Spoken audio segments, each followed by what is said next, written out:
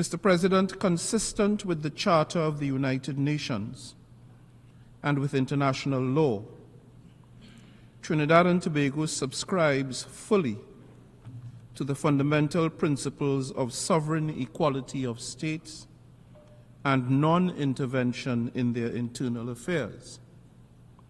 By any measure, therefore, discriminatory international trade practices and the extraterritorial application of domestic laws constitute a stark contradiction to these very principles and an affront to international law.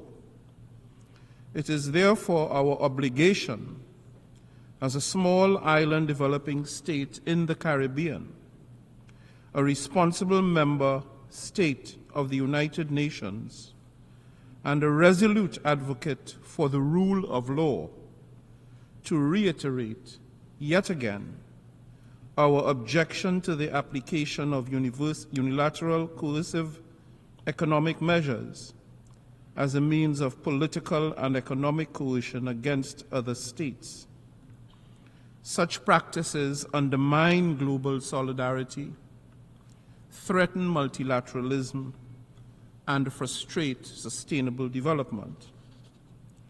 Since 1972, Trinidad and Tobago has enjoyed a strong tradition of warm, cordial, and mutually productive relations with the Republic of Cuba.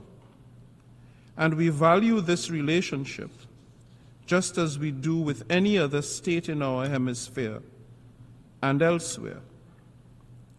We therefore stand in full solidarity with the government and people of Cuba, who for more than 6 decades have been the object of an unjust embargo, inflicting much pain and suffering on the Cuban people.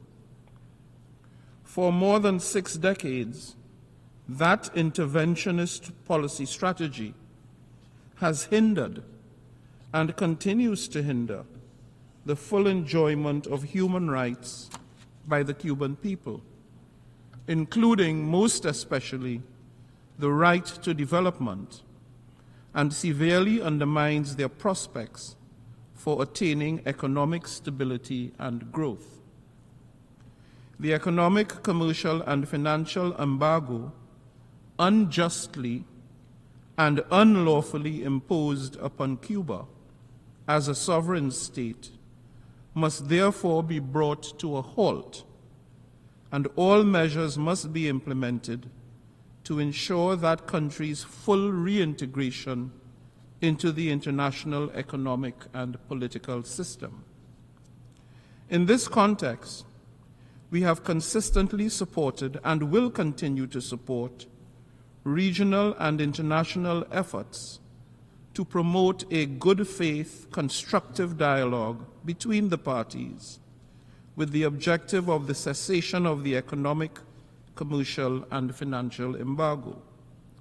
We therefore urge the parties concerned to work to build a mature and open bilateral relationship based on mutual respect and sovereign equality.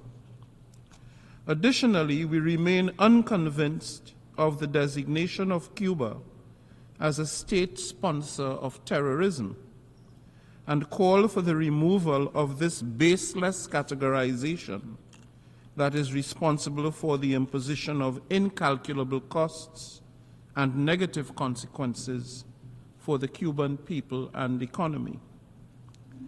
Mr. President, Trinidad and Tobago looks forward to the day when the Cuban people will be allowed to live without externally driven, politically determined shortages of food, medicines, fuel, transport, as well as other basic services, and there will be no need for this General Assembly to adopt a resolution condemning the unlawful embargo against Cuba.